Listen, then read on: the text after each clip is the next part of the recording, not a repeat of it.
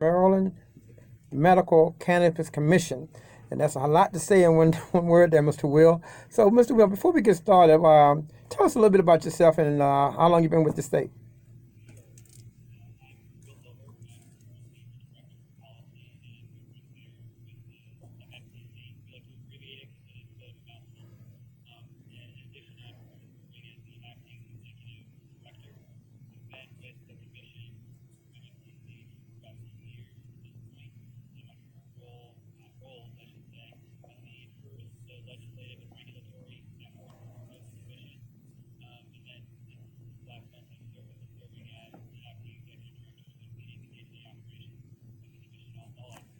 Okay.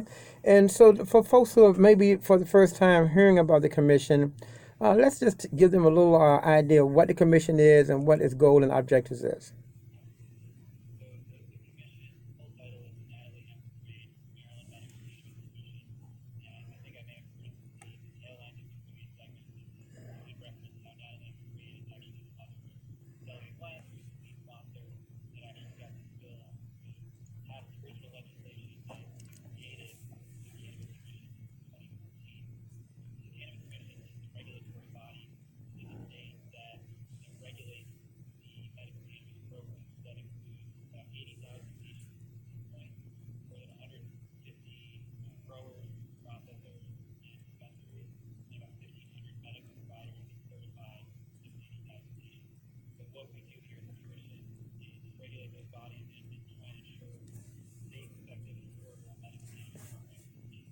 So, the commission then does not actually advocate for any legislation.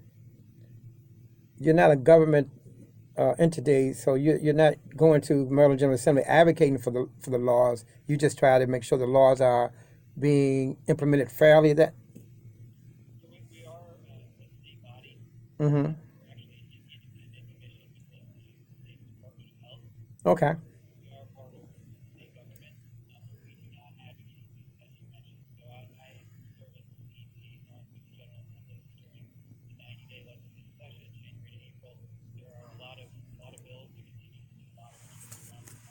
Mm-hmm.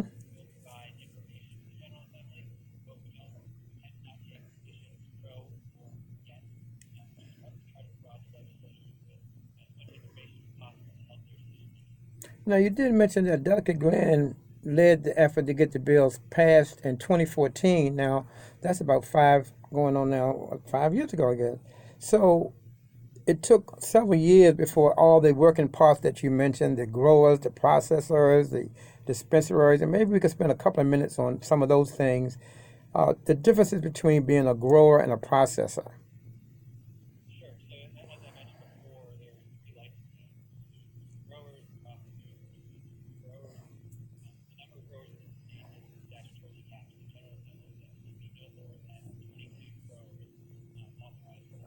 Okay.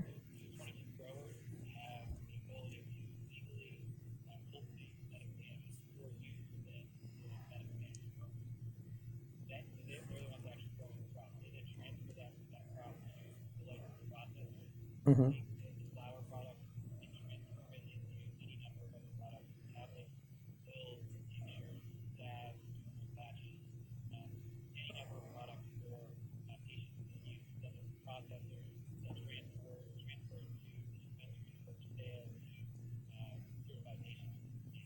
So now we have 22 growers. How many processors?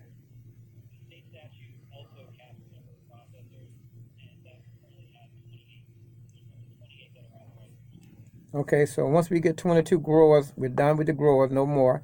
And then when you get 28 people, take it from the grower and process so they can get to the dispensaries, I guess. And so I heard maybe there's about 100 dispensaries.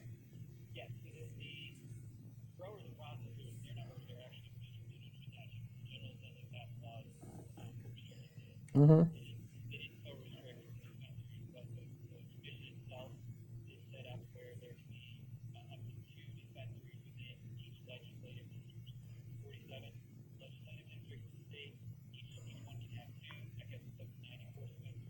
Mm-hmm.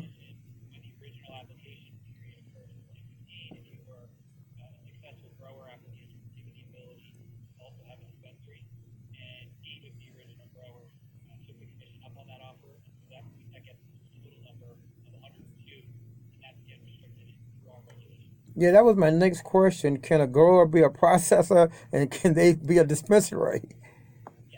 They can't.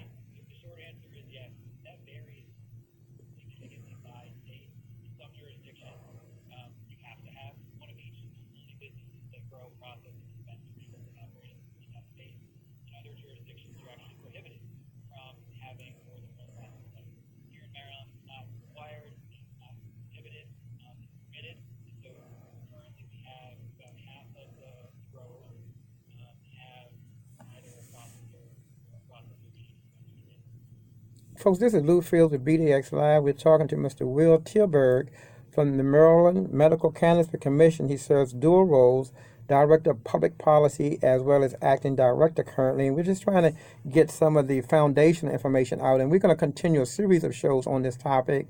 In fact, next week we'll have Delegate Cheryl Glenn come in and give us some ideas of what she's looking at for 2020. Let's now talk about, Mr. Will, if we can. You said there's 1,500 medical providers. How does one become a medical provider?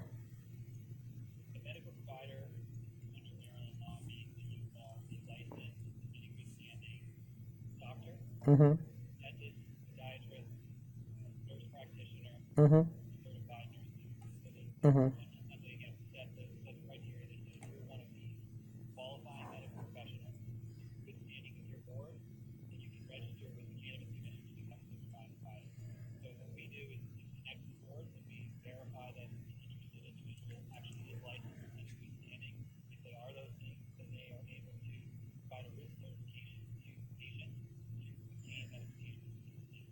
So is that capped, or can people still apply for that?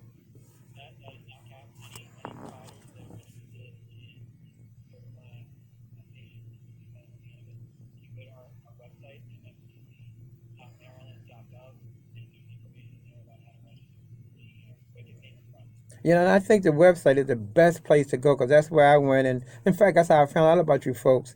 I went to that mmcc.maryland, spelled out folks, .gov, because you have to have a place to go and get the correct information. And so people in our community, the general public, and this is one of the reasons why I wanted to do this show, a series of shows on this topic, because not just because of whether or not there's diversity there, but when something new like this is happening in our state, we need to know what's the legal ramifications, what's legal, what's not legal, because sometimes people heard that, hey, the medical marijuana bill passed, so now you can do anything. But that's not exactly true.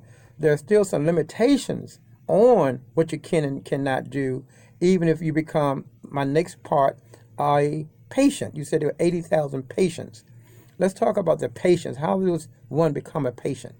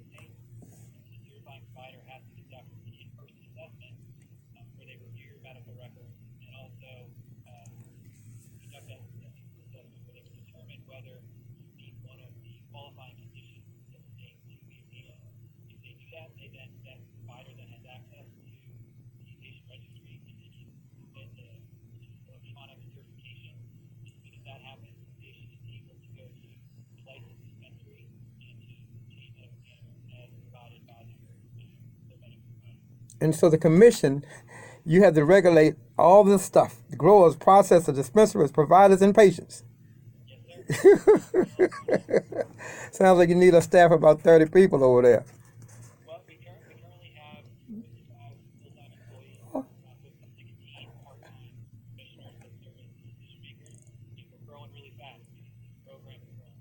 Yes, because yes, I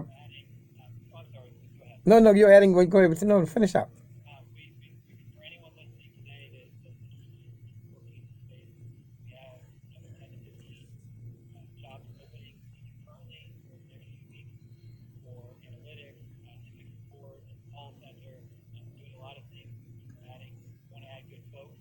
So you can check out the state jobs website, and all of our positions are posted there. Oh, that's good news. That's good news. That is really good news because I have right on my next topic was to talk about some HR jobs because that's one of the things we try to pass on. But okay, so here's what we got. That's great that at least the state has saw fit not only to create a commission but to give you some funding to operate. Well, we're not actually funded by the state or by tax dollars. We're funded by the licensees. They have to provide, they have to pay pretty sizable annual license fees. And those fees go directly to operating commission. And the benefit of that is Maryland currently has one of the strongest regulatory agencies overseeing this program. We have strict testing for all the products. Everything needs to be tested before it goes to the licensed dispensary. Make sure there are no pesticides applied or heavy metals in the products. And all of these things are related to the robust staff we have here, which is the benefit we have of being funded by these licensees as opposed to having to have appropriations from the state. Well, that's beautiful. That's beautiful because normally with the state, most of our commissions are not funded, and you got to have a commission. Then you got to try to raise the money to run your commission, and sometimes they may reimburse you for travel, but that's about it. And now that it's not coming out of the taxpayers' pocket, it's even better because now the people who are profiting, the dispensaries and others, they're paying the cost to operate the commission, which is great. That's wonderful. That's good news. Okay, let me change gears for one more minute, and because we got about, I don't want to hold you too long, but I want to ask you a series of questions now. As let's talk about some of the restrictions, and I'm talking about travel out of state, sharing, driving, public consumption. You want to share a little bit about what's going on with those areas? Sure, I am an attorney, but I'm not providing legal advice when I answer these questions. Okay, okay. But I can take through some of those things. What you've raised are common concerns that patients have or individuals have about taking medications. There's a lot that's still sort of uncertain given the federal illegality of Mm-hmm. cannabis. It's still illegal, right? Right. So cannabis does remain a Schedule One substance under federal law, which means um, under federal law it's not recognized as having any medical benefit and high potential for abuse. So no physicians are allowed to, or others are allowed to prescribe it. The state's taken a different approach, but because of the conflict between the two, there can be uncertainty as to legal. But first, the state program only provides protection for those that are patients within the program within the state. So if an individual were to go south to DC, and within DC, actually, our medical patients within the state program are permitted to purchase in DC, but they're not protected under Maryland law for accessing or possessing products in DC. And it also remains a federal crime to take Schedule One substances across state lines. So I say that because the state program